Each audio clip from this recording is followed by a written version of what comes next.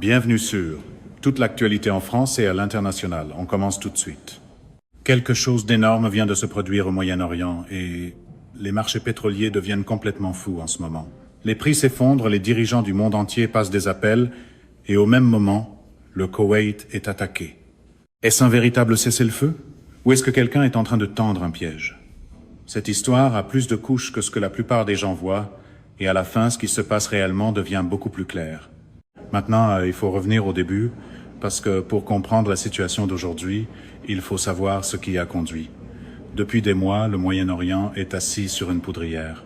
Les tensions entre les grandes puissances régionales montent discrètement sous la surface, pendant que l'attention du monde était tournée ailleurs. L'Iran, Israël, les États du Golfe, tout le monde se positionne. Et en arrière-plan, un homme passe des appels, négocie des ententes et fait ce à quoi très peu de gens s'attendaient. Donald Trump pousse fortement en faveur d'un cessez-le-feu dans la région. Et c'est là que ça devient intéressant.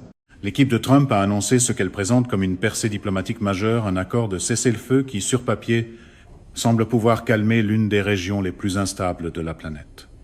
Avec le camp Trump, même l'expression percée diplomatique majeure peut ressembler étrangement à un slogan de campagne qui a trouvé un passeport. Les dirigeants du monde entier ont réagi immédiatement. Certains ont salué l'annonce, d'autres sont restés étrangement silencieux. Et les marchés pétroliers, eux, sont tombés dans une panique totale, mais pas le genre de panique auquel on pourrait s'attendre. Les prix n'ont pas monté, ils ont chuté, et ils ont chuté durement. Quand une nouvelle de cessez-le-feu tombe au Moyen-Orient, les prix du pétrole font généralement l'une de deux choses. Soit ils se stabilisent, soit ils baissent, parce que les conflits font monter les prix et que la paix les fait descendre. C'est la logique de base et c'est exactement ce qu'on a vu. En quelques heures après l'annonce du cessez-le-feu, les prix du pétrole brut ont plongé de façon importante. Les traders ont commencé à intégrer l'idée que les routes d'approvisionnement resteraient ouvertes, que le conflit régional n'irait pas plus loin et que la stabilité revenait dans le Golfe. Mais voilà le problème. Tout le monde n'est pas convaincu que le cessez-le-feu est réel. Plusieurs analystes militaires et experts géopolitiques ont commencé à tirer la sonnette d'alarme. Ils pointent le moment choisi, ils pointent le langage de l'accord, assez flou pour être interprété de plusieurs façons, et ils pointent aussi quelque chose qui s'est produit presque immédiatement après l'annonce. De nouvelles attaques ont été signalées près du Koweït. Il faut vraiment s'arrêter une seconde là, dessus. Un cessez-le-feu venait tout juste d'être annoncé, et puis, presque comme si quelqu'un n'avait pas reçu le mémo, ou pire, comme si quelqu'un l'avait délibérément ignoré, le Koweït se retrouve sous le feu. Maintenant, il faut parler du Koweït, parce que cette partie de l'histoire est sérieusement sous-couverte en ce moment. Le Koweït est l'un des pays les plus stratégiquement importants de toute la région du Golfe. Il borde l'Irak au nord, l'Arabie Saoudite au sud, et il se trouve tout en haut du Golfe Persique, l'une des voies maritimes les plus critiques au monde. Environ 20% du pétrole mondial passe par cette région. Quand quelque chose se produit au Koweït ou à proximité, l'ensemble du marché mondial de l'énergie le ressent. Les attaques signalées près du Koweït n'étaient pas des frappes militaires massives à grande échelle, du moins pas selon les premières informations disponibles, mais elles étaient suffisamment importantes pour faire sonner l'alarme. La nature des attaques, leur timing et les cibles visées indiquent tous qu'un message délibéré est en train d'être envoyé. Quelqu'un, et on va voir qui dans un instant, voulait montrer clairement que malgré toute annonce diplomatique faite par Trump ou par n'importe qui d'autre, il a encore la capacité et la volonté de projeter sa force dans le Golfe. C'est un geste de puissance, et ça a marché parce que les marchés l'ont remarqué. C'est là qu'on voit que la géopolitique n'est jamais aussi simple que les manchettes veulent le faire croire. Et dans l'orbite de Trump, la manchette est souvent traitée comme le produit fini plutôt que comme l'offre d'ouverture.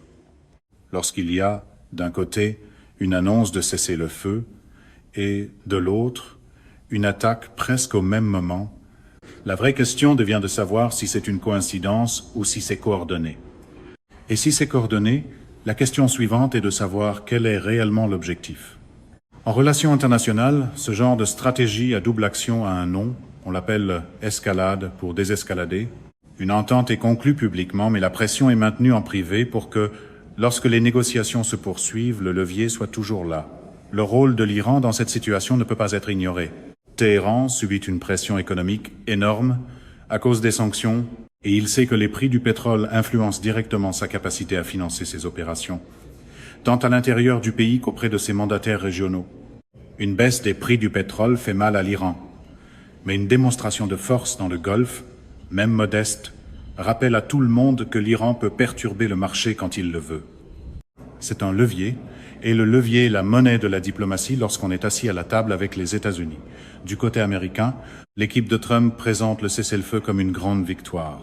Et, pour être juste, obtenir n'importe quel accord au Moyen-Orient est réellement difficile. Du côté de Trump, le tour d'honneur commence généralement dès que le micro est branché. La région est un réseau complexe de loyauté tribale, de divisions religieuses, d'intérêts nationaux concurrents et d'influences extérieures venant de la Russie, de la Chine, des États-Unis et de l'Europe. Si Trump a réellement réussi à négocier ne serait-ce qu'un accord partiel, c'est digne d'intérêt. Mais la question demeure, qu'est-ce qui a exactement été convenu et qu'est-ce qui a été promis à huis clos sans qu'on l'entende publiquement? C'est souvent à ce moment-là que le communiqué cesse de sourire et que les détails commencent à transpirer. L'Arabie saoudite surveille tout cela de très près. Riyad entretient sa propre relation complexe à la fois avec Washington et avec Téhéran, et elle a un intérêt énorme dans les prix du pétrole. Tout le budget national saoudien repose sur un certain prix du baril de brut. Quand les prix baissent trop, cela crée une pression budgétaire à l'intérieur du royaume. Les Saoudiens utilisent les décisions de production de l'OPEP plus pour essayer de maintenir les prix à un niveau qui leur convient, mais les chocs géopolitiques peuvent faire dérailler toute cette planification en quelques heures, exactement comme on l'a vu quand la nouvelle du cessez-le-feu est tombée. Israël est un autre acteur impossible à ignorer dans cette conversation. Tel Aviv s'est montré profondément sceptique envers tout accord négocié par les États-Unis qui ne comprendraient pas des engagements en béton concernant les capacités nucléaires iraniennes. Du point de vue d'Israël, un cessez-le-feu qui se contente de suspendre les combats sans s'attaquer à la cause profonde, soit le soutien iranien aux groupes militants dans toute la région, n'est pas une solution, c'est un délai. Israël a démontré à plusieurs reprises qu'il est prêt à agir unilatéralement lorsqu'il estime que sa sécurité est menacée, peu importe ce que dit un accord diplomatique. Ensuite, l'attention revient au marché pétrolier parce que c'est là que les gens ordinaires aux États-Unis et ailleurs dans le monde ressentent vraiment les effets. Quand les prix du pétrole baissent, la première réaction peut être de penser qu'une essence moins chère est une bonne nouvelle. Et à court terme, cela peut être vrai. Mais la volatilité des prix du pétrole a des conséquences plus profondes qui se répercutent sur l'ensemble de l'économie mondiale.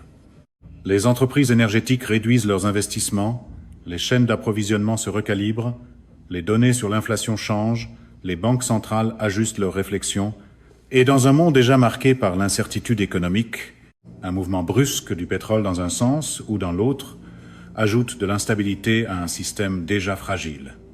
La baisse qui a suivi l'annonce du cessez-le-feu a été assez importante pour rendre les traders nerveux à l'idée d'un renversement soudain, parce qu'il existe un autre scénario.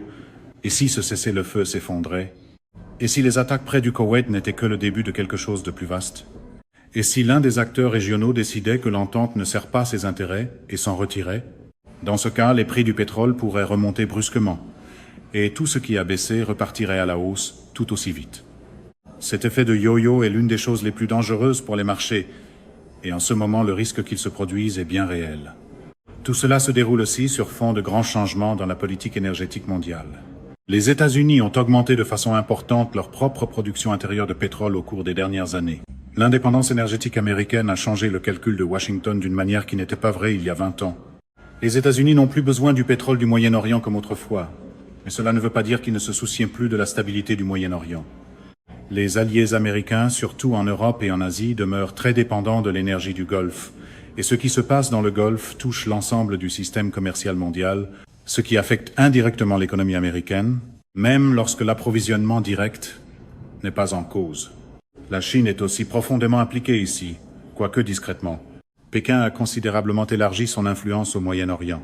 La Chine a négocié l'an dernier un étonnant accord de normalisation entre l'Arabie saoudite et l'Iran, un geste qui a choqué Washington et démontré que la Chine est prête à jouer le rôle de médiateur régional lorsque cela sert ses intérêts. Maintenant que Trump revendique sa propre victoire diplomatique, une compétition sous-jacente est en jeu, non seulement entre les pays du Moyen-Orient, mais aussi entre les États-Unis et la Chine pour savoir qui sera le principal arbitre de puissance dans la région. Et Trump n'a jamais vraiment aimé partager la scène, surtout quand quelqu'un d'autre semble avoir apporté un véritable levier. Cette compétition a de vraies conséquences sur tout, du positionnement militaire aux routes commerciales, en passant par les prix de l'énergie. Sur le terrain, la situation près du Koweït demeure tendue. Des sources militaires décrivent un état d'alerte élevé dans plusieurs pays du Golfe. Des mouvements navals ont été signalés, les systèmes de défense aérienne sont en état de veille, et les canaux diplomatiques en coulisses bourdonnent de communications qui ne se retrouvent pas dans les déclarations publiques.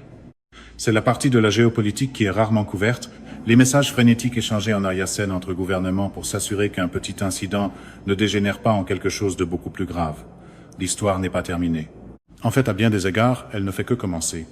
Un cessez-le-feu n'est aussi solide que la volonté des parties de le respecter. Et dans une région où la confiance entre les grands acteurs est presque inexistante, chaque accord porte déjà en lui les germes de son propre échec. Les prochaines 72 heures vont être cruciales. Ce qui va se passer sur le terrain près du Koweït compte. Ce que les dirigeants iraniens disent publiquement compte, et ce qu'ils font en privé compte encore davantage. La façon dont les marchés pétroliers vont ouvrir à la prochaine séance comptera aussi. Ces trois éléments en diront beaucoup plus sur la réalité de ce cessez-le-feu que n'importe quelle conférence de presse. Le grand portrait est le suivant. Et une conférence de presse, surtout à la manière Trump, n'a jamais été la même chose qu'une preuve. Le Moyen-Orient est un véritable point de bascule. L'ancien ordre, celui qui était défini par la domination militaire américaine, la richesse pétrolière des États du Golfe et un Iran contenu, est en train de changer.